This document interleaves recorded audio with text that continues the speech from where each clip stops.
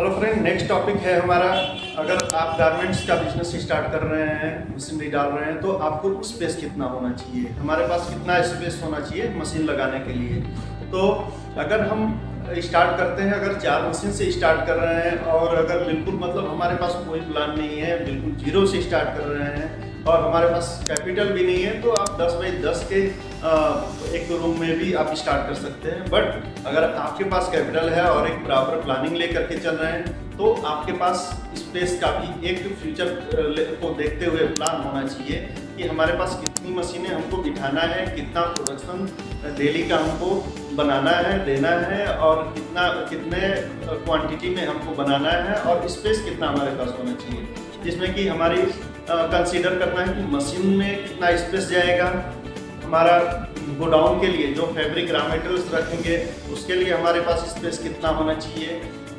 उसके बाद से स्विंग के बाद से जो होती है फिनिशिंग का एरिया होता है, फिनिशिंग के लिए कितना स्पेस होना चाहिए और पूरा प्रोडक्ट अगर हमने बना लिया तो उसको एक उसके लिए भी स्टोरेज एरिया होना चाहिए, जहाँ पर कि हम अपना फिनिश प्रोडक्ट जो है अच्छी तरह से उसको व्यवस्थित रख सकें और कैटेगरी वाइज अच्छी तरह से रख सकें। तो इसके लिए प्रॉपर प्लानिंग होनी चाहिए। तो अगर हम 20 मशीन का अगर प्रोडक्शन ले करके चल रहे हैं, कि अगर आप सोच रहे हैं कि हम 20 मशीनें लगा रहे हैं, उसमें डिफरेंट टाइप की मशीनें हो सकती हैं कि जिस तरह से हमारा प्लान हो प्रोडक्शन क्या बनाना है, तो उसके हिसाब से फिर हमको चूज करना होता है मशीनरी की। बट अगर 20 मशीन का हम प्लान लेकर के चल रहे हैं, तो भी आपको अप्रॉक्स 1000 स्क्वायर फीट का स्पेस होना चाहिए। और ये स्पेस जो है वेरी करता है, आप अपने हिसाब से ये सारी चीज़ों का कैलकुलेट करके और उसके बाद से इसके लिए डिसाइड कर सकते हैं कि हमारा स्पेस कितना होगा। आगे आपको ये भी देखना है कि हमको फ्यूचर को देखते हुए कि हमको स्पेस का डिसाइड करना है कि हम फ्यूचर में अगर हम कुछ बढ़ा रहे हैं, काम को कुछ बढ़ा रहे हैं, कुछ ऑर्डर हमारे पास अधिक आ रहे हैं, तो मशीनरी बढ़ेगी, तो हमको उसमें हम फिट हो जाए, तुरंत हमको जगह चेंज ना करना पड़े। क्योंकि अगर स्पेस एक जगह आप लेते हैं तो उसके लिए पावर का कनेक्शन और बहुत सारी फॉर्मेलिटीज़ होती है, जिसके जो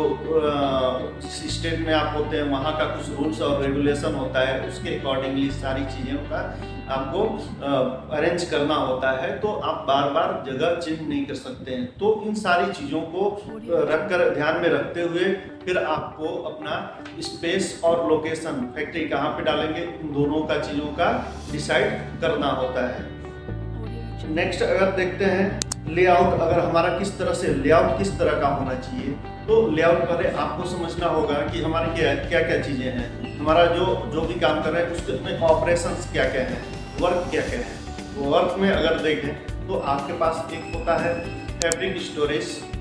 जो कि रॉ मटेरियल्स जब भी लाएंगे तो वहाँ पे आप अपना फैब्रिक्स वहाँ पे रखेंगे, और वो भी आप फैब्रिक्स के लाइन में, कपड़े के लाइन में है तो फैब्रिक्स को भी एक अच्छी तरह से अरेंज करके रखना है, सुव्यवस्थित रखना है, ताकि वो गंदे ना हो या डैमेज ना हो, जिसके कारण से कि आपको नुकसान हो।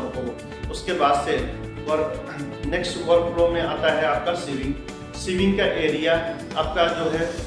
जो आपका इस कपड़े का जो स्टोरेज है उसके जस्ट पास में ही होना चाहिए, ताकि आपको जो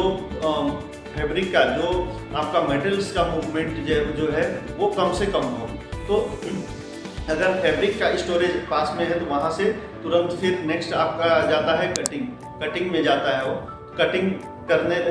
कटिंग से स्टोरेज का जो डिस्टेंस होता है आसपास में होना चाहिए, ताकि मूवमेंट कम हो। नेक्स्ट होता है आपका सीविंग, उसके बाद से जो है सीविंग का आपका एरिया होना चाहिए। सीविंग के बाद से आपका ज़रूरत होता है प्रेसिंग का, पैकिंग का और प्रिंटिंग और एम्ब्रॉयडरी का। अगर प्रिंटिंग और एम्ब्रॉयडरी का यूनिट अगर आप अपने फैक्ट्री में ही डाल रहे हैं, मशीनरी डाल रहे हैं, तो उसका भी जो लोकेशन होगा सीविंग के जस्ट बाद का लोकेशन उसका होना चाहिए। सीविंग के बाद से आपका inspection quality control check table होना चाहिए, और उसके बाद से प्रिंटिंग और एम्ब्रॉयडरी का जो आपका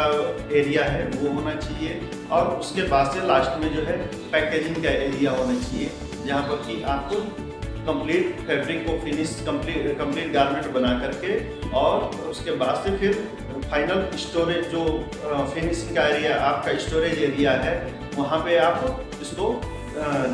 ट्रांसफ़र कर सकें। तो इस तरह से आपका वर्क फ्लो जो है हमेशा चलता रहेगा, ये डेली का रूटीन रहेगा। कोई भी फैब्रिक आता है आपके गोडाउन में जाएगा या स्टोरेज जो आपका फैब्रिक स्टोर है वो स्टोर में जाएगा, वहाँ से फिर कटिंग में जाएगा, कटिंग से मूव होगा सीविंग में जाएगा, सीविंग से मूव हो करके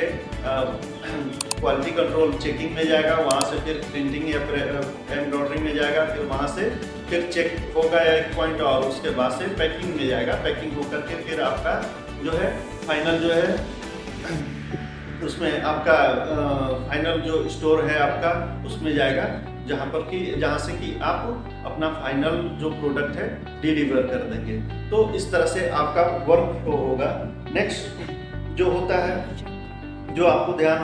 रखना है, आपका इलेक्ट्रिकल्स और जो सेफ्टी फीचर्स हैं। तो आपका जो सारी जो भी मशीनरी है, सारी इलेक्ट्रॉनिक्स मशीनरी होती हैं, तो इसके लिए आपका जो पावर कनेक्शन है, पावर की सप्लाई जो है हर मशीनों के लिए जहाँ पर भी आपका पावर का आवश्यकता है वो सारे अंडरग्राउंड होने चाहिए, जिसके कारण से कि आपको आपके जो भी कारीगर हैं, जो स्टाफ है काम कर रहे हैं, तो उन लोगों को सेफ्टी हो, कहीं पर भी पावर लगने का या ये सब पावर कहीं शॉर्ट सर्किट का झंझट ना हो। तो इस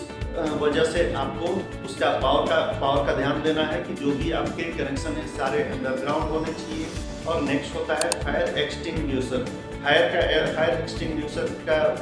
इक्विपमेंट आपके कंपनी में लगा होना चाहिए, ताकि बाई चांस कभी फायर आग लग जा रही है तो उसको बुझाने का जो है व्यवस्था होनी चाहिए।